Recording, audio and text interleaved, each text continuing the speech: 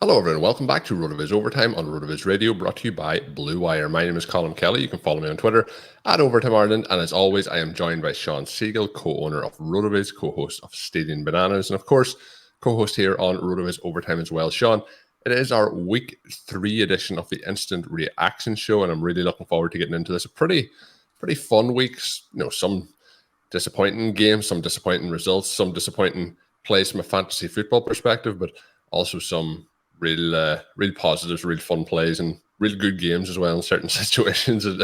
There's certain games each week that when that team is on the docket, and we won't be touching on some of them on today's show, we'll be touching on some of them on the show later this week, that when you see those names popping up, you're like, this one isn't going to be the exciting one. But there are certain teams, and we'll start off with them in a moment. The Buffalo Bills, for example, the Miami Dolphins. When you see those names on the docket, you're like, yeah, this is going to be a pretty fun one here to watch. So looking forward to diving into these games. Lots of action. Obviously, without the bye weeks, we are just getting fast and furious games in those early windows, for example, and really enjoying this opening 30-week spell to the season. Shawn, how was Week 3 so far for you? A couple of games left to play. Yeah, it was a weird one, right? The first week was exciting. The second week had big highs and deep lows. Week 3 was just weird. And it was pretty weird at spots, yeah. A lot of fun things still happened. We had the Romeo Doubs breakout. We had Devonta Smith announce to the world that he is not going to go down easily in the battle to be the Philadelphia Eagles alpha wide receiver. We had another big weekend from the zero RB troops: James Robinson, Cordarrelle Patterson, Jamal Williams, Devin Singletary, Khalil Herbert, all of them putting up massive games from draft slots that would have been very easy to layer those guys onto your roster. A few of the big name running backs bounced back. We had Derrick Henry looking good this week, at least putting up points. We had Dalvin Cook looking like himself. And unfortunately for Dalvin Cook managers, probably looking like himself in almost every way, beating the Lions at will, showing off that rushing ability that's so unique and so elite, but then also suffering the shoulder injury that gets him out late. We get some points there from Alexander Madison in a fill-in role. If you have Dalvin Cook and you had put those points onto his score, it would have been a huge game for him. We'll see how healthy. So many of these players are coming out of Week 3. Probably one of the biggest disappointments, DeAndre Swift, supposedly was feeling a little bit better this week, but didn't look good today. He came up limping on almost all of his carries, doesn't touch the ball very much as a result.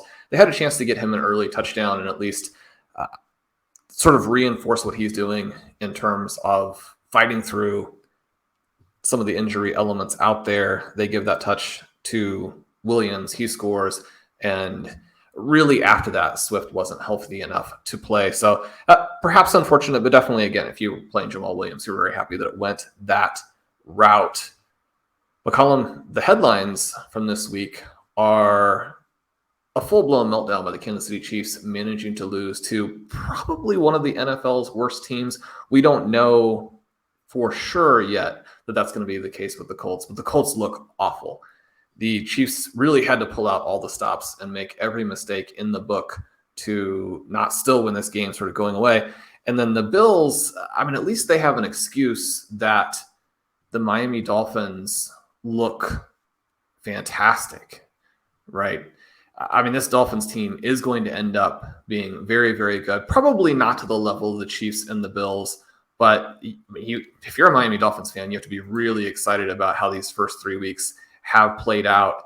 And with that being said, I mean, they won a game here where Tua attempts 18 passes, Josh Allen attempts 63, and the Bills managed to score fewer points.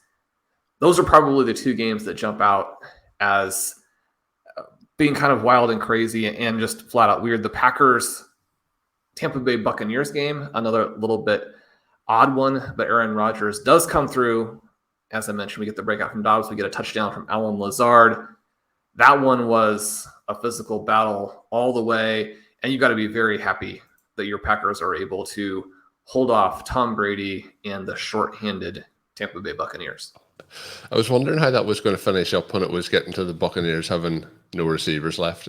Just was wondering, was Aaron Rodgers going to fit in? Was he not going to fit in? But Shawn there with a very, I guess we'll say, politically correct outcome of the Packers game. I've said the Packers have a good defense, Shawn. They've kind of shown up over the last 2 weeks a little bit, but I guess you could put a bit of that down as well to the fact that the Buccaneers don't actually have a full complement of weapons there, but they did struggle throughout. That is the Buccaneers receiving side, but I think overall, good win for the Packers. You're on the road against the Buccaneers. You'll take that. If the offense is depleted for a multitude of reasons between injuries, suspensions, that's still a big win on the road for the Green Bay Packers. And to get the Doubs kind of, I guess we'll call it a breakout opening drive, maybe. It was a little bit slower after that, but a big run on the Packers opening touchdown to get the touchdown, to get those early receptions, and looks really good. Looks a lot bigger than a lot of these NFL players when you see him out there, and I was very impressed with how that worked out overall. Shawn, you bounced around a lot of games there. We'll bounce in and out between them ourselves here as we go through them. Really good synopsis off the overall week. A lot of the key points hit there, so we'll dive a little bit deeper into them. Shawn, you mentioned the Buffalo Bills game. You mentioned the Chiefs game as well. I might even slightly pair them together. I think we'll probably have more to talk about on the Bills-Dolphins, but the Chiefs game really, really weird. But the Bills game really, really weird as well. You mentioned the passing stats, 400 yards, though, for Josh Allen. It wasn't a case that he was dropping back to pass 63 times because they were, in a game script where they were behind the whole game. They led this one pretty much start to finish, but it was close. A lot of tied points during the game. But the Bills looked fantastic in this, even though they went on to lose. I thought they looked really, really good. And then the big talking point, I guess, after this is going to be with Tua in terms of him getting that kind of late push that led to a flag that he was very, very woozy getting up from.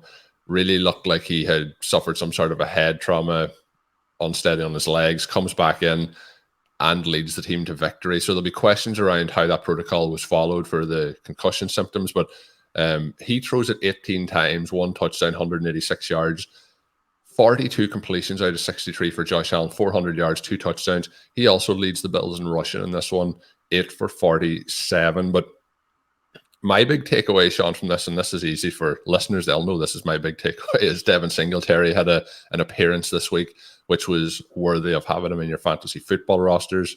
Not much happening on the ground outside of Zach Moss for the Bills running backs, just the 9 for 13 coming the way for Devin Singletary, but we have 9 for 78 off 11 targets coming his way and a touchdown.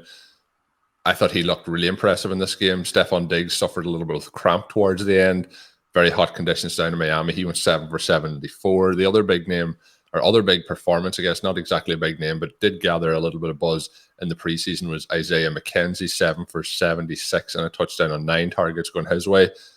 Overall, I thought that the Bills were the better team here, but they just kind of never made it fully count, and it came back to haunt them at the very end when the Dolphins were able to get that big play to Waddle and then finish it off with the touchdown. So Chase Edmonds, 2 touchdowns, just the 21 yards on the ground. What was your other takeaways from a fantasy football aspect in this, outside of Devin Singletary becoming the lead back for the Buffalo Bills? Well, they continue to try and get Zach Moss involved, and one of their... That's because you have to use Devin Singletary in the passing game, Shawn. You have to get him out there. Well, in this particular game, they could have had an easy blowout if they don't bring Moss in for the second drive, give him 2 carries where he gains 1 yard. And then you have Josh Allen fumble there on third down. Now, Moss does break a big play later in this game. Obviously, Devin Singletary not gaining anything on the ground either. I just don't understand what the fascination is with Moss. When you're looking at Singletary versus Cook, I mean, those were the 2 guys who were exciting. We don't have a lot of Cook because he was going so close to Singletary, because he was going ahead of some other guys who had a little bit easier path to scoring the types of points that you would want from a running back that you draft in that range. And yet, I mean, this is going to go in the James Cook direction as the season goes along. It's one of the reasons why you needed to get your Singletary points in now in this week. One of the things a little bit frustrating about how these early games have played out and kind of the danger of that week 1 game, and then if it's not completely rectified in week 2, is that by week 3, you have Devin Singletary on your bench. And so he's not getting those points for you except in best ball. That's a little bit of the concern that you have as well with Devonta Smith, where even after the big week 2 or the very solid week 2, maybe you still don't have him in if you have the type of wide receiver depth that we have. This game, again, is very, very odd. It seemed like the Bills needed to there were so many cases today where teams had simply done the obvious thing and not try to outthink themselves, and they probably win this game. It looked like Gabe Davis caught a touchdown. They didn't challenge it. They end up not getting the touchdown on that drive. Now, maybe it's not overturned, and it's certainly a case where it was close, right? Where he has the catch, he's in the end zone, it is a touchdown, then loses the ball. Maybe that doesn't get overturned, but because it's a touchdown, you probably need to challenge that and see what they do. There were some close plays today that were overturned. There was a close play with Evan Ingram where, I mean, again, was it a touchdown? Probably not. But did they have the video evidence to completely overturn that? Was it definitive? Again, probably not. So from that perspective, I mean, you've got to give your team a chance there. They had an opportunity at the end of the first half to attempt a long field goal. And instead, for whatever reason, Josh Allen throws the ball inbounds to Stephon Diggs and the time runs out. You have the situation late in the game where they have a 17-play drive that uses up 8 minutes. One of the reasons the Dolphins didn't have the ball much in this game. They end up getting the carry from the 2-yard line on 1st and goal from Singletary. He gets to the 1-inch line at the 2-minute warning, doesn't get in. On the next play, Josh Allen loses yardage, and then the last 2 plays a little bit tricky. I mean, they could have scored 40 points in this game and one going away, but didn't do some obvious things. And when you have a few of those mistakes, you get the missed field goal. That was something that came into play for multiple teams today. The Chiefs, a missed field goal working in there. There's nothing wrong with the Buffalo Bills. They'll obviously be fine. Stephon Diggs does look like he's going to be in the mix to be the overall wide receiver 1, or at least 2 behind Cooper Kupp. They're going to score a lot of points. Their running backs are going to score some points. But this is a weird one, a little bit disappointing one. Also a little bit disappointing for Miami Dolphins fans. You know, if you have Raheem Mostert and you get the 2 short touchdowns from Chase Edmonds, that can be a little bit frustrating. But Edmonds making those plays look good. Here again, in a game where Tua only throws 18 times, to get those 6 targets, 4 receptions, 102 yards for Jaylen Waddle. He looks like an absolute superstar. If you're the actual Dolphins and not Dolphins fantasy managers, then you're very excited that you won a game where Tyreek Hill only catches 2 passes for 33 yards. You'll take that, and you'll get Tyreek more involved again next week. Yeah, and when you look at this particular game, if you had said going in, you're playing the Bills, you're going to get 10 targets between Waddle and Hill, and you're going to beat the Buffalo Bills. I don't think people would have really been able to contemplate how that would have happened, but that is what happened here. And still a very, very fun game. Came down to the wire here, and a win for the Dolphins. Moving on next to the Chiefs. Shawn, you mentioned this being a weird game. This was just a bizarre game. It felt like the Chiefs made mistake after mistake, but it also felt like they were still in control making those mistakes.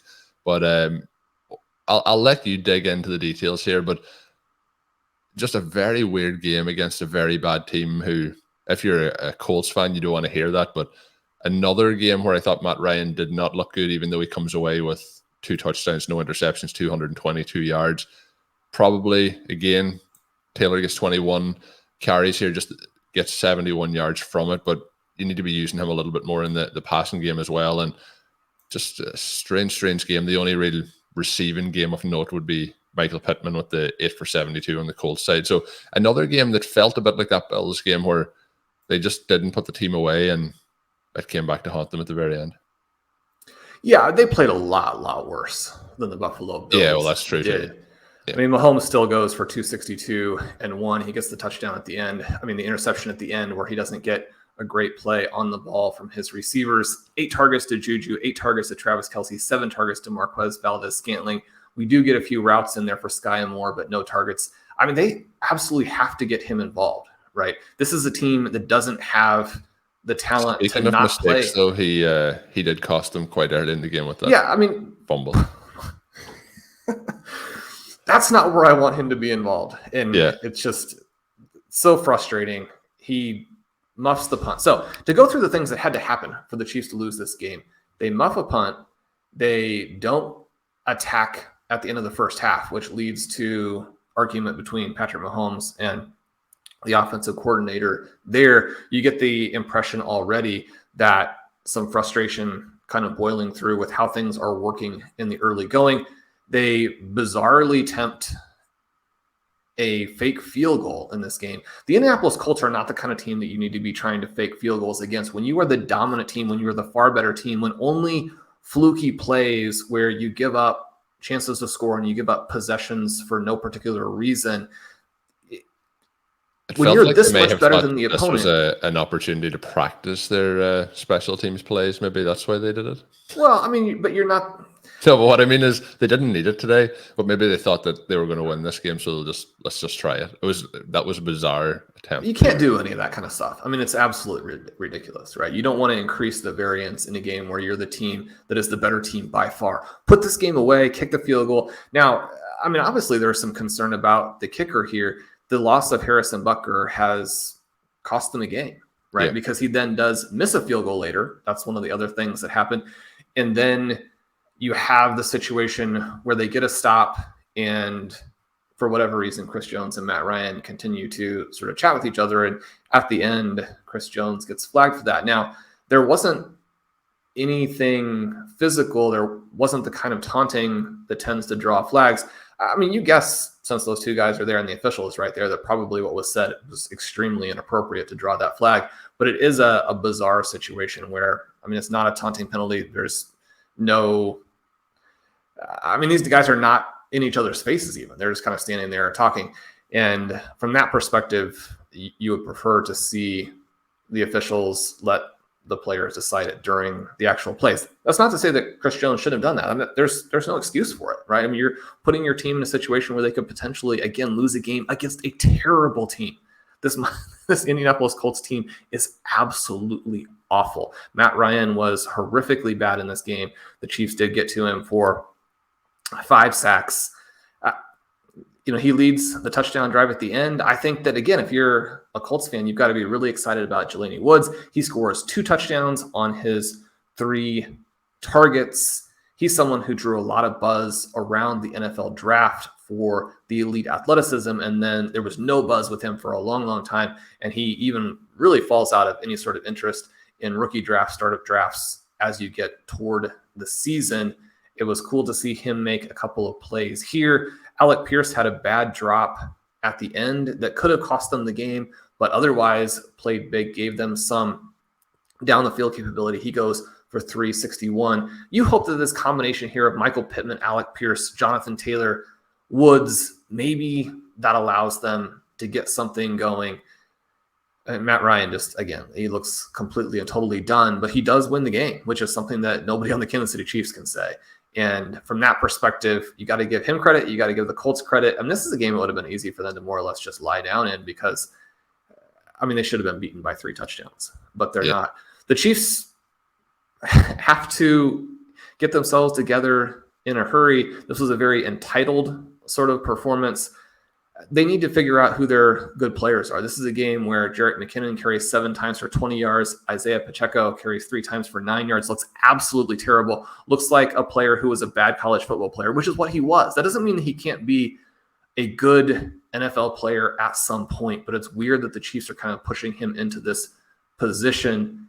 He looked bad. Edwards-Helaire carries 7 times for 0 yards. At one point, while I was watching the game, a family member asked me, if the Chiefs cut CEH, would anyone else pick him up? I mean, that's how bad their former first-round pick is. Now, CH does score a touchdown. He does catch 5 passes for 39 yards. So from a fantasy perspective, he's actually still working out pretty well for folks. I don't think that we need to mention the player who should be out there and give the Chiefs a chance to establish a running game. We'll see where they go. If you're watching this on YouTube, drop a note as to who that player should be. Let us know who that player should be. But yeah, I mean, Justin Watson only 1 target. McCole Hardman can only draw 1 target in this game. The Chiefs looked bad, and they're going to be frustrated until they fix some of these issues. Still, even with that, it took a string of like 6 fluke occurrences for them to not defeat the Indianapolis Colts on the road. You mentioned, Shawn, the word there, entitled. I think that was a good word. Just for anyone listening and for you as well, Shawn, that was complete sarcasm when I was mentioning the fact that the Chiefs should be trying out these plays in this situation. Just a bizarre play for them to go for kind of the trick field goal play there. Moving on now to a game where we see again the Baltimore Ravens look absolutely fantastic. I think at this point we can say that Lamar Jackson through 3 games is playing at an MVP level. There is a certain number of players around the league playing at a ridiculous standard. He is somebody who's really betting on himself heading into the season with the contract negotiations, being his own agent, not signing the extension. 218 yards passing just in this, but 4 touchdowns, 107 yards and 11 carries, 1 rushing touchdown. So 5 combined touchdowns for him. So anyone who has drafted Lamar on their fantasy rosters this year are really off to a dominant start at the position. Mark Andrews with a big day, 8 for 89 and 2 touchdowns. I wrote in my notes that Mark Andrews was making big boy plays out there. The other notes that I've taken, Shawn, is Dobbins obviously returned, which is a positive sign. Quiet day for him, just the 7 carries, 23 yards on those, 2 receptions on 2 targets, 17 yards. Very good, though, to see him back out there. A little bit disappointing for people who may have started them on their teams today, but it's great to see him continue that recovery. Both off the Patriots running backs, I thought, looked very good in this game, both making it into the end zone. The other big thing that I noticed was somebody who I had thought after 2 weeks was kind of completely toast at this point was Devontae Parker. He got 10 targets in this, 5 receptions, 156 yards, one of his best games in a long, long time. The other note, Mac Jones looks to have a high ankle sprain. He got hurt late in this one, but a pretty disappointing game overall by Mac Jones in this particular one. What was your overall thoughts on how this game played out? And the other note, I guess, is that Devin Duvernay just can't stay out of the end zone, but it's very, very tricky fantasy play if you're going from that perspective. But the Ravens again looking strong. Yeah, Lamar Jackson is more or less unstoppable right now. That's really cool to see this Baltimore team. So fun to watch. Jackson was one of the players that we really encouraged people to draft, that he was just wildly undervalued for most of the offseason. Now, he did take a multiple round jump down the last couple of weeks, so you didn't get that same value if you were drafting in main events or drafting in some of these best ball tournaments in the final weeks of August, the first week of September there. But throughout the offseason, his price just didn't make any sense whatsoever.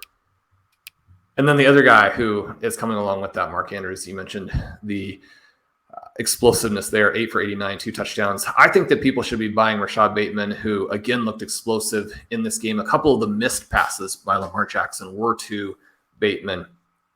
And then J.K. Dobbins. The really cool sort of under the radar note here is that Dobbins did have the 2 targets.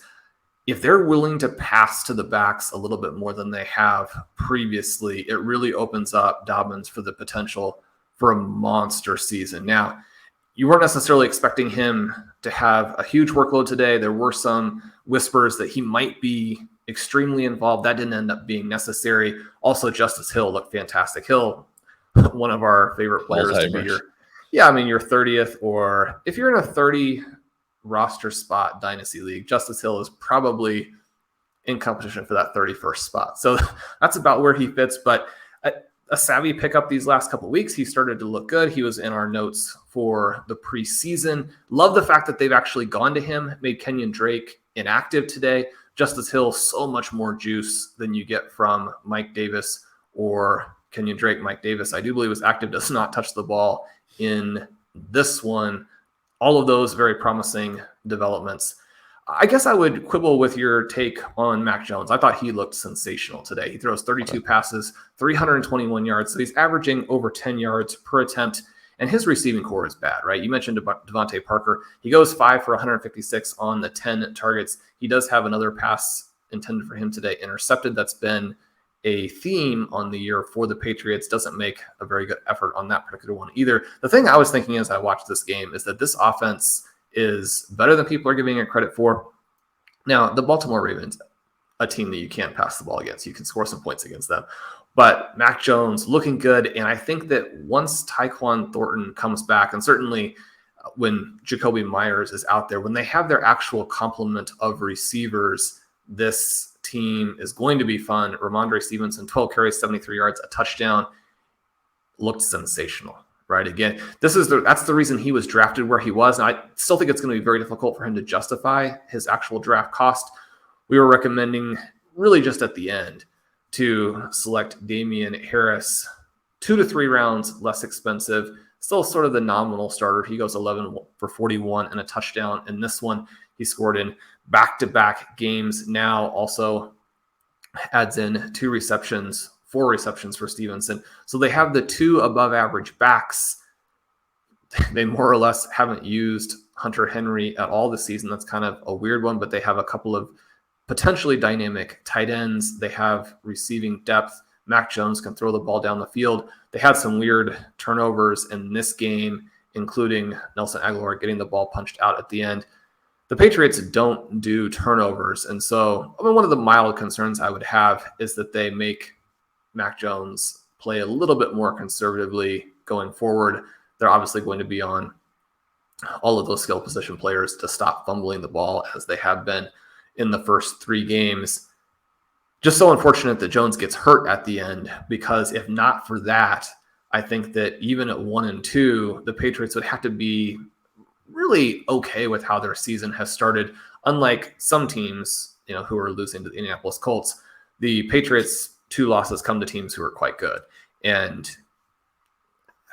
with a rising second-year quarterback, you can look and say, this team has a very bright future, but these injuries are so frustrating. You watch that game today with the New York Jets, and you can't help but think, man, if Zach Wilson were out there, maybe the team would be worse, but at least they would be developing. To see all of those weapons the Jets have, and for Joe Flacco just to be kind of unleashing these bombs down the field. It was a big air yards day for Elijah Moore, repeatedly targeted deep, repeatedly no actual production there, catches hardly any of those passes as the Jets are trying to score and at least get us some garbage time points. Joe Flacco rockets a ball off of Breece Hall in close quarters. Hall looking good again today. Garrett Wilson looking good again today. A little bit of a scare when he leaves the game for a stretch with that rib injury. That was one of the most vicious hits I've seen. That one completely clean. I did think that on the other side, you'd like to see some ejections in these games. The hit that LaMarcus Joyner put on T. Higgins is not one that we want in NFL games. T. Higgins looked fantastic today, probably robbed of a touchdown. Yeah. Probably his heels don't come down. But again, not one there, at least from any angles I saw, that were completely definitive, so you would overturn it. But he looked like a monster. Jamar Chase ends up with an okay fantasy line, not necessarily for a top 6 pick, but makes a poor play on a flea flickerish opportunity early, fumbles, fails to catch a ball at the 1-yard line, doesn't make a play on another deep ball. So you look at the overall line, and he has 10 targets, even though he only gets the 29 yards on the 6 receptions, when he could have had 150 yards easily in this one. Not anything to worry about exactly, but just disappointing with someone who has that talent. But Colm, this is the game that we've been talking about. I don't understand why the Bengals should ever be in a situation where they're 3 games into the season and they're saying we're going to get back to what we do. But on the other hand, I'm not sure they've ever done it quite like this, where all 3 receivers very involved. I don't understand how teams are stopping Tyler Boyd when they have to account for T. Higgins and Jamar Chase. The Jets don't stop Tyler Boyd. In this one, he goes 4 for 105 and 1, breaks some tackles there. It was kind of humorous because he doesn't have the long speed. There were some dream sequence running segments at the very end of his touchdown, but Tyler Boyd coming through with the big game. Yeah, Tyler Boyd, one of the poster boys for the RotoViz OT listeners from back from the very, very start. Big play from him on that touchdown. Like you, Shawn, I was like, is he going to get caught? Is he going to get caught? And he makes it all the way to the end zone on that long touchdown, gets 56 yards in the touchdown, and that finishes with 105. I think there's a couple of things that probably helped the Bengals in this one. The Jets coverage systems probably has helped them to open things up. That broken play obviously boosts Boyd's stats quite a bit in that particular, well, not broken play, but the way it worked out with the last tackle being broke there. But I thought that a key of this was the fact that they did not go to Joe Mixon repeatedly in this game. Finishes up in terms of the running back splits. We get 9 carries for Samaje Perine. He goes for 47 yards. We have Joe Mixon 12 carries for 24. And then in the passing game, pretty much an even split, 2 for 14 on 2 targets going the way of Perine. But they did give 7 targets to Joe Mixon, 3 for 14 going his way. So still, 19 combined opportunities for him between the targets and the rushing. I think that this offense tends to look better when Joe Mixon isn't heavily featured. And this was a game I was kind of afraid that they may try and feature him a little bit more, but I think that overall helped the wide receiver element of this offense. Is that something that you noticed while watching it? Well, I noticed that he was struggling, which is... Well, that's nothing new, Shawn. Well, it's not new exactly, but there still aren't going to be too many games where he has 19 opportunities for 38 yards. But yeah, I mean, he shouldn't be the focal point. It was fun for anybody who drafted a decent amount of Perine in best ball to see him get that receiving touchdown. That was a play that really helped the Bengals get going in this game. On the other side of the ball, you have 8 for 39 for Breece Hall, 11 for 39, Michael Carter.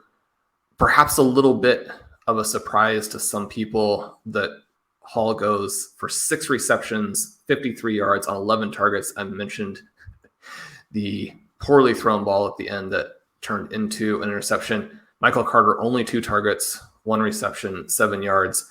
That part, again, probably frustrating for people who are playing him today.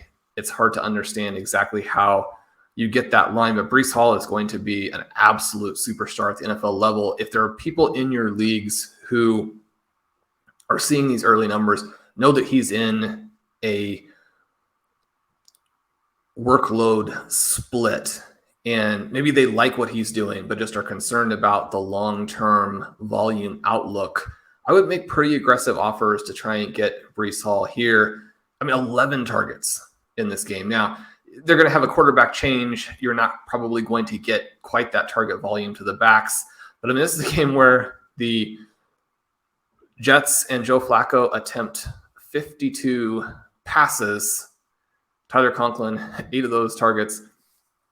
He goes for 8 receptions, 84 yards. We mentioned Garrett Wilson. He had the 4 receptions, probably 46 yards before the injury, just a couple more catches after the injury. Elijah Moore, 10 targets, but only catches 4 for 49. Again, those other targets down the field, some shots at them. Moore is probably the best buy low in all of football right now, especially if you're in a dynasty league and you kind of look to the 2023 season where this team that has so many weapons is going to be moving in some way, shape, or form to figuring out this QB position. And then I expect them to be scoring at will. Elijah Moore is open, right? And he's being used in a lot of different ways, not purely a slot wide receiver. I think that the biggest concern that a lot of people had coming into this year is that they're just not going to use him on a wide enough variety of routes and have enough depth to the targets to make him a potential wide receiver 1 for fantasy. Now, in terms of the actual scoring, he's not anywhere close to those levels so far, but a guy who has a very, very bright future, especially as teams are going to have to contend with Garrett Wilson. I mean, you just can't cover both of these guys. There's going to be a point in time in the not too distant future where they're putting up massive scoring lines in fantasy football.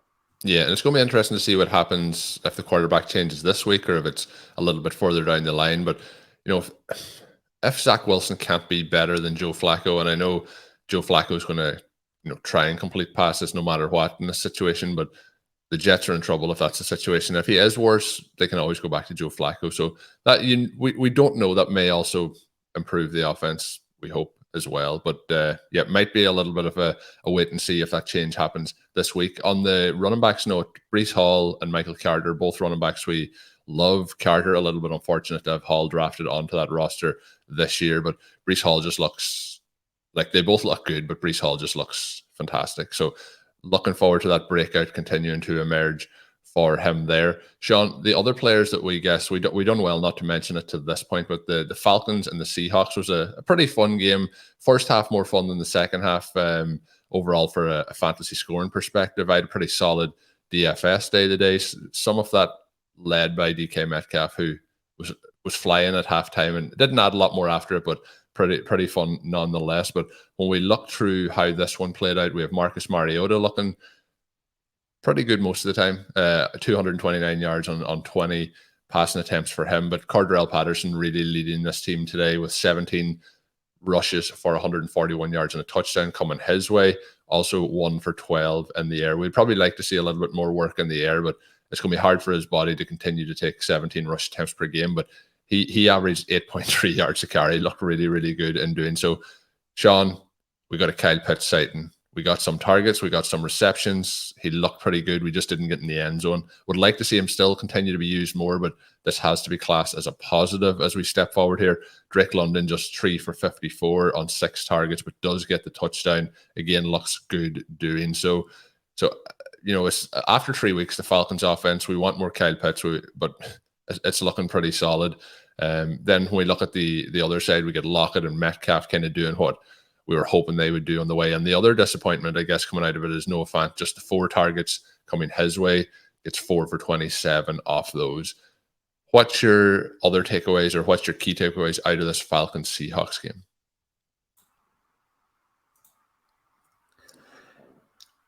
The biggest thing is just you would like to see the Falcons throw the ball, but at least in this one, what they did was understandable, which hasn't always been the case in their games. You get 23 combined carries from Patterson and Algier, only 20 passing attempts from Marcus Mariota. Of those 20 passing attempts, 14 of them are targets for Pitts and London. You love to see that, and the vertical element is there. So, if you get into some games where they could actually turn up the actual passing attempts a little bit, the sky is really the limit for these guys. We talk so much about market share of air yards, market share of targets, that the overall volume evens out to an extent. Now, it's only to an extent. Connor O'Driscoll had a fantastic article this offseason in the last about 3 weeks before the year started, helping you understand what the passing volume was likely to be like for teams. You can look at what they've done in the past, and even with regression, you're still going to have certain teams that project to a lot more volume than others. Unfortunately, the Falcons, who move the ball very easily and are going to have a lot of favorable games in terms of domes and that type of situation, just don't look like a team that's going to have the passing volume that we might have liked, especially with the efficiency levels that you have. In this game, Mariota averages over 11 yards per attempt. And you do that because Kyle Pitts goes for over 17, Drake London goes for over 18. That's very, very efficient, even with Cordarrelle Patterson just strafing the Seattle defensive line and secondary. He was often not finding contact until he was 15 yards down the field. For a team that wants to be physical and have that kind of as their MO, Seattle put up very little fight in this game in so many ways, or at least on the defensive side of the football. But we do have to say, Cordarrelle Patterson looks fantastic. He looks absolutely unreal. He looks like he did in the first month of last season. It's really unfortunate, I think, that he didn't become a running back until he's basically in his 30s, because this would have been really cool to watch for his career. I'm sure that he wishes that had been the case a lot more than I do, but it could have never happened, right? And so it's a really cool final act. You think about, say, your romantic comedy / athletic story where you've got the guy who is about done. He's out of the league, and he's going to make one more shot at it and transitions from a borderline special teamer into a running back star.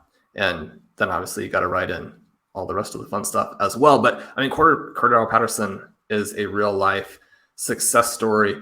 And it's really cool to see these undrafted free agents come out of nowhere and dominate, play really well. But it's also cool to see the redemption story. Someone who was a first round pick and was more or less a bust.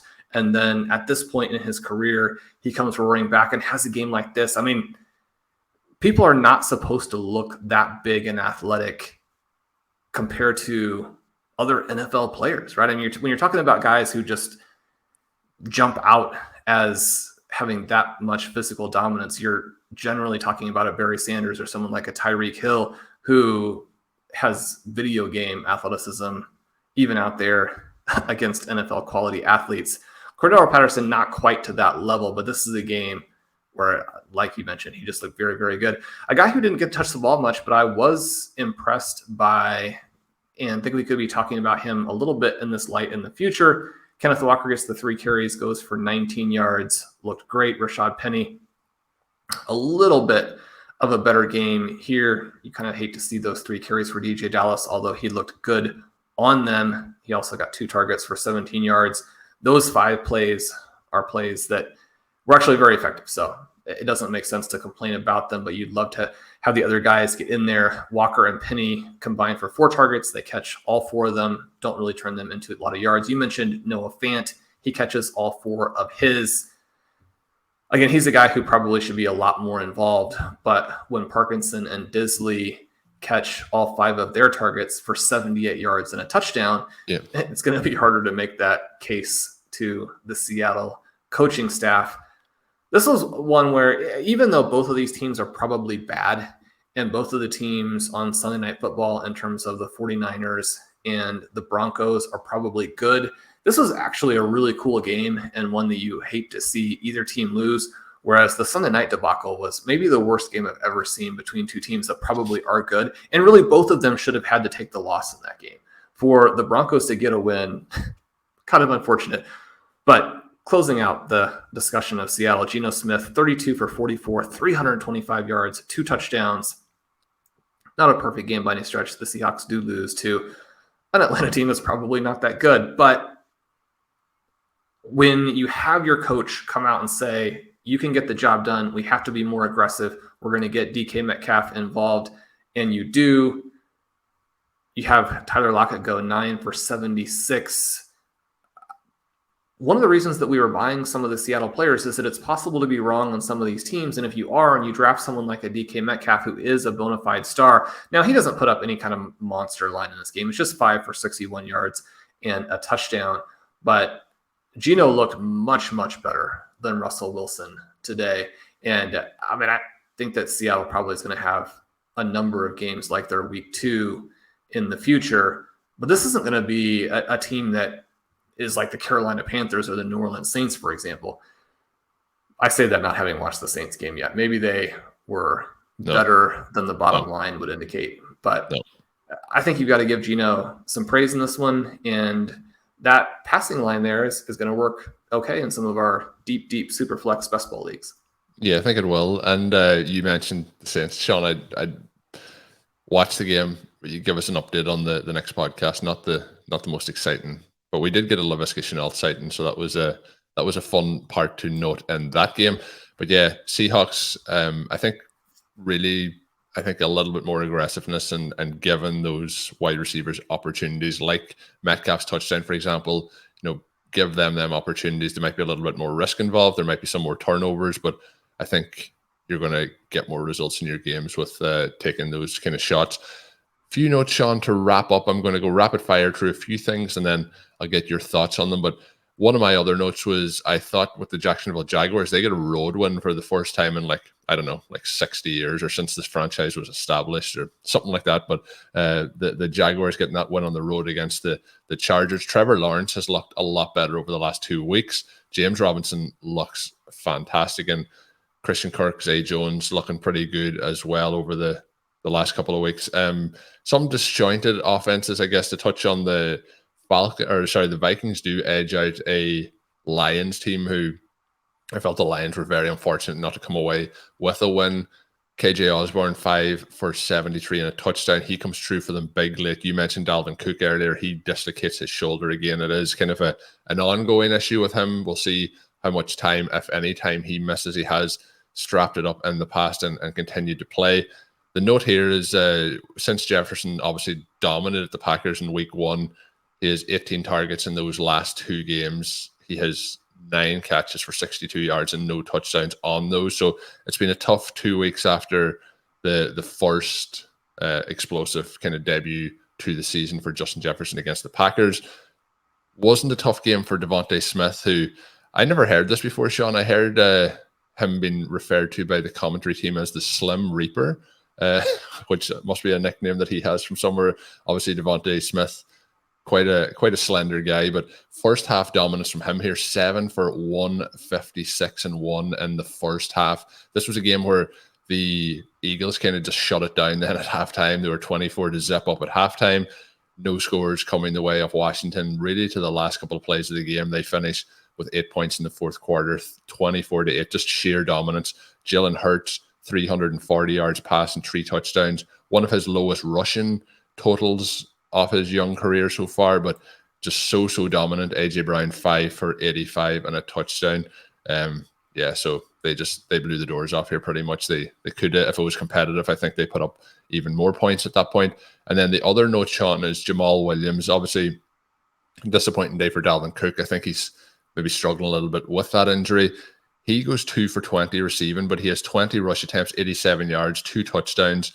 It feels like he may be a consistent thorn in the side of DeAndre Swift drafters throughout the season. Possibly. It'll depend on whether or not Swift is healthy. One of the things last year that was odd is that Williams, even when Swift was out, basically did nothing. And it didn't look like even the best of the other running backs. We had Craig Reynolds take an early snap in this one, which I think had to be horrifying if you were playing Jamal Williams. But then he looks good the rest of the game. We've talked that in some of the earlier weeks, every touch that he had was more or less hurting them because the lack of explosiveness is so glaring. But he had some very nice plays in this game. The problem for DeAndre Swift, it doesn't have anything to do with him. It's the fact that he's just completely injured right now. And you would like to go back and have them have held him out week 2 and week 3, just like you would have liked for the Chargers to hold out Justin Herbert today. It doesn't make sense to risk your players like that. The Lions made so many mistakes in this game, but the thing that was unfortunate is just you have the injuries, right? So you have Amon-Ra turn an ankle early, doesn't have the explosiveness after that, only goes 6 for 73 when it looked like he probably could have torched the Vikings in the same way he did the first 2 teams. DJ Chark makes a big play early, but otherwise struggles. He's more or less fallen behind Josh Reynolds in the pecking order. Reynolds goes 6 for 96, 10 targets today to lead the team. That's not really what the Lions want, but if you're stashing Jameson Williams, I think you've got to be excited about the fact that, there's probably a role, although, maybe you say, well, if Josh Reynolds is going to play that well, then that's not good for him. But the main point being that St. Brown and Williams can play side by side and put up some big numbers with DJ Chark, more or less looking like someone who is done as an impact player in the NFL. This was one of a number of games that featured weird coaching decisions. The Lions go for a long field goal late, up by 3, after their kicker had badly missed from that distance earlier in the game. One of the issues with that, just very straightforwardly, if you miss, then the Vikings are very close to field goal range to tie. In the first place, they can go down and score a touchdown. If you make that field goal, then it's one of these sort of weird dynamics where you put more pressure on the opponent. And if you're up by 3, a lot of teams will play it conservatively, play for the tie. They have a chance to miss the field goal themselves. You can obviously go down and kick your own field goal if they miss time in the end of the game. And that's one of the things that's difficult in an NFL game, is to actually score as time runs out and not leave a little opportunity there for the other team. You can go into overtime and win, and it sounds like you're being less aggressive if you're playing for the 3 points and the tie, but you go up by 6, the other team has to go down, score a touchdown, and beat you. But if you miss that, then you put the other team in such a great position. I love to see the teams be aggressive. I love Dan Campbell as I was watching this game, and it looked like the Lions were going to win, and I was going to make the claim that, they may be the second best team in the NFC behind the Philadelphia Eagles, a team they obviously lost to. If they were 2-1 with their only loss being to the Eagles, you could make that kind of claim. The Vikings are probably a solid team. Kirk Cousins, again, looked terrible in this game. Justin Jefferson may struggle with all of the coverage because, one of the things about this game where Adam Thielen and KJ Osborne both put up good actual stat lines is that the threat that they pose to defense is pretty minimal, right? So there are going to be some opportunities opened up just by the fact that teams are double and triple covering Justin Jefferson. Obviously throw some offers out there, but no one's going to trade you Justin Jefferson just because he had a bad couple of games. He's going to come back out and explode as the season goes along. But the lack of arm strength and the lack of accuracy from Kirk Cousins, it always sort of blows me away that he has managed to have a decent NFL career. And part of that is that very few quarterbacks in the last decade of the NFL have been surrounded by as much receiving talent as he has. But the Lions here make some mistakes. They have some injuries. Jared Goff looks fantastic in the first half, struggles a little bit in the second half. That part a little bit frustrating. We mentioned some of the strange decisions that the Chiefs made today. There were odd decisions from the Bengals where they've got a chance to kick a field goal and go up by 3 touchdowns at a point in the game where really almost the only way to lose would be to go for it on 4th down when you don't need to, give the other team momentum and have them come roaring back on you. Now, that didn't happen, and it probably wasn't going to happen either way, but going for it on 4th down there was a little bit bizarre. But the other one that was just incredibly bizarre was that the Arizona Cardinals went for it on 4th down when they were down 11 in the 4th quarter. And again, it's a situation where, maybe the expected point value of going for it is more than kicking a field goal there. You could also say, well, what if we don't stop the Rams and we need those points? But this game developed in such a way that on the next possession, they go ahead and kick a field goal merely because they need 11 points and they have to then try an onside kick. If you had kicked the field goal the first time, then everything else would have been different. Maybe you don't get that sort of unique and unlikely Rams turnover that actually gave them a chance to stay in this game. But coaches need to be understanding the time and score in the game, not just the play call that has the most expected value if you're not in that dynamic, right? We saw a lot of coaches make bad decisions being aggressive today, which is something that you never would have thought would be the case as recently as, say, 2 years ago. But so many teams not seeming to understand the time, the score, and the things that their team is good at. Maybe the case with the Bengals there was that the weather was starting to be an issue for kickers because Evan McPherson does actually badly shank a somewhat short field goal later in the game. Maybe that was the reason for that one. Maybe it was just, we're so far ahead, who cares what we do? But it's weird to see some of these young coaches now, and coaches really of all ages and stripes and experience levels, attacking at times that doesn't make sense. Now, and one of the things you'd hate to see about that is that making bad decisions there and failing is going to, in many cases, will lead people to be less aggressive in the future when they need to be. And so the number one thing, just make the right decision. But the number two thing, don't create a dynamic where you're going to be ultra aggressive when you shouldn't have, and then not make important aggressive decisions later on in the season, later on in your career.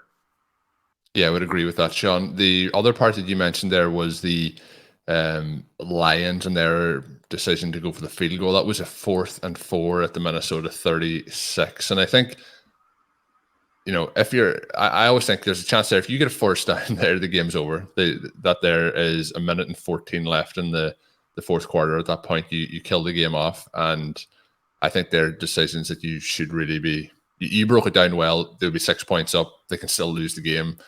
Didn't really change a huge amount. The Minnesota Vikings still go and get the touchdown either way. But I would like to see teams try and salt the game away in those situations and try and get the first down. The other player, Shawn, that I mentioned was Devonta Smith. What was your? We'll save some of the other thoughts for either Stealing Bananas or for RotoViz OT on Wednesday. But Devonta Smith, you mentioned him earlier, but he just looked like I don't know if it's a saying in the US, a man possessed, but he looked like a man that had just transformed to a different form. He's good, right? I mean, it's pretty. You look at that week 1 and you look about how should we be reacting and which players are buys, and players who were better than Jerry Jeudy and Jaylen Waddle in college, players who became the first wide receiver in years to win the Heisman Trophy, players who were picked in the top 10 in the draft and then go on to set a rookie receiving record for their franchise. When that player puts up 0 catches in week 1, you buy and buy and buy and buy. And the hard part, again, is just that when you're playing in redraft and you have a lot of options, as we do, then sometimes when you're not to the bye weeks yet, you don't have them in the lineup. And so one of the things about Garrett Wilson in week 2 and Devonta Smith in week 3 is that in many cases, what you have is a boatload of bench points. That part can be a little bit frustrating. And at the same time, I mean, you want your bench to score, right? It's not a good sign for you if you have Devin Singletary on the bench and he continues to not score, because then you don't have the option to play him later. Now, maybe it'll all be a little bit of a bait and switch and you put him back in and they will make the move to a James Cook. Devonta Smith, I don't think you have to worry about that. I mean, this Eagles offense is going to be fantastic. Jalen Hurts and Lamar Jackson are going to be tough to beat. If you don't have them at QB, it's going to be an uphill battle. He's the other person in the MVP discussion. Yeah, those guys look absolutely fantastic. And when you have Smith and A.J. Brown out there, it's going to be very, very difficult. The play that didn't work out today really that well, even though he scored a touchdown, was Brandon Ayuk, Jimmy Garoppolo. To have 2 players who have been Super Bowl quarterbacks play like Garoppolo and Wilson did on Sunday night was remarkable. And I wouldn't consider them to be Super Bowl quarterbacks in quite the same way that you might consider, Joe Flacco to be a Super Bowl quarterback, where, I mean, maybe Jimmy Garoppolo is in that conversation. Russell Wilson obviously has been a star. Garoppolo missing wide open guys left and right. But the reason that you try and create a lot of exposure to Garrett Wilson, Devonta Smith, Brandon Ayuk, when you have these 2 receiver offenses where you think both guys are stars, it's not that we have 0 Debo. I mean, he's somebody that we really like. We have some exposure to him. We have some exposure to A.J. Brown. And you have some exposure to Elijah Moore. That's the part that is really not working out right now. But a ton of exposure to the other 3. And if they hit, when they hit, because they're stars, because they're discounted for reasons that are not related to talent, you have this asymmetrical upside that isn't just asymmetrical, but it's huge. And maybe we've already seen the best game from Garrett Wilson. Maybe, I mean, it's fairly likely that this is the best game from Devonta Smith, even though, I mean, it was just like you said, it was 1/2. If the Eagles are in a shootout, then, I mean, he's probably not going to hit 300 yards, but I mean, this could be a 250-yard game from Devonta Smith if Washington does their part.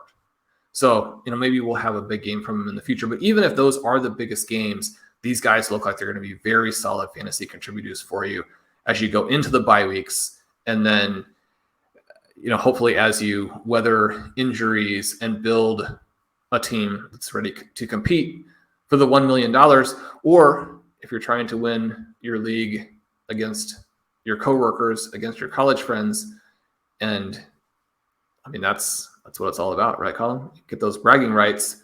Those guys will be there for you. You'll be able to spend all of next year explaining to your boss, explaining to your former college roommate that you knew that was going to happen. So that's the fun part. And that was one of the things I loved about today. So many cool performances on a day that also had a lot of weird stuff going on.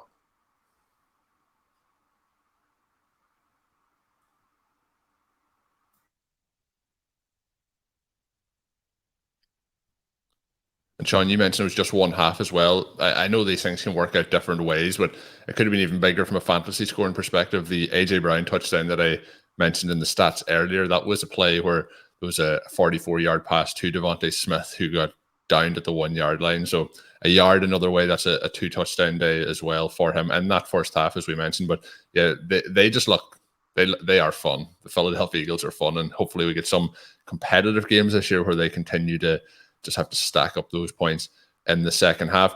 But that's going to get us towards the end of today's show and the week 3 recap. If you're watching this over on YouTube, hit that subscribe button, give us that thumbs up. If you're listening on the podcast feed, if you can drop us a rating and review, we would really appreciate that as well. But Shawn, we will be back on Wednesday with the second show of the week. 3 RotoViz overtime shows coming your way this week to get you set for week 4 of the NFL season. If you are signing up over at RotoViz, you can use the code RBRadio2022 at checkout, save yourself 10%. You can get access to all our content and tools, and obviously help support the podcast network as well. You can get all of Shawn's work up there, all of Blair's work, all of the entire team's work, and fantastic content being put out on a daily basis over at rotoviz.com. Once again, that code is RBRadio2022. My name is Colm Kelly. You can follow me on Twitter at Overtime Ireland. My co-host is Shawn Siegele. Of course, as I mentioned, check out all his writing this week up on rotoviz.com. And until we're back with another podcast, have a good one.